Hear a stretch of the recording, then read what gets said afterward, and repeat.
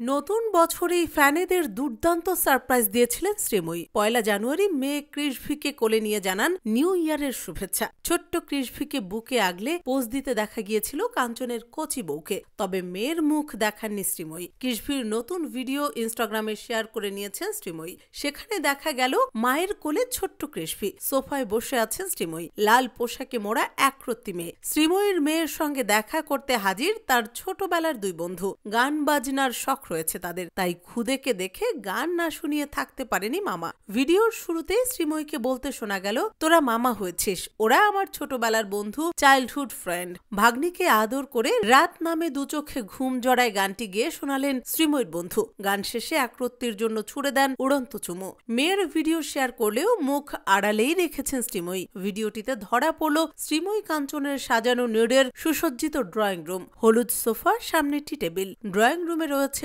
সুবিশাল একটা গৌতম বুদ্ধের পেন্টিং। উপরে ঝুলছে ঝাড়বাতি, দেওয়ালেও আলোর খেলা।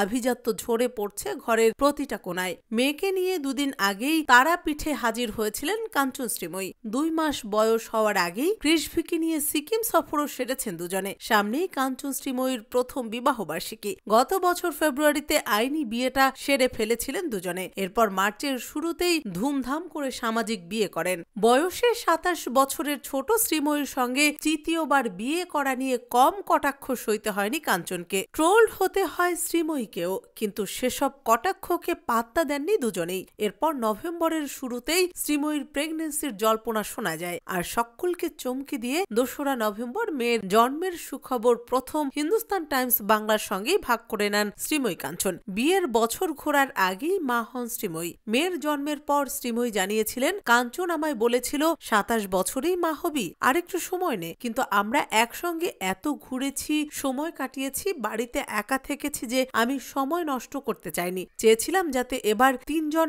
একসঙ্গে সময় কাটাতে পারি। ফলে স্বামী বারণ করলেও মা হওয়ার সিদ্ধান্ত যে শ্রীময়ী নিয়েছেন সেটা জানিয়ে দেন।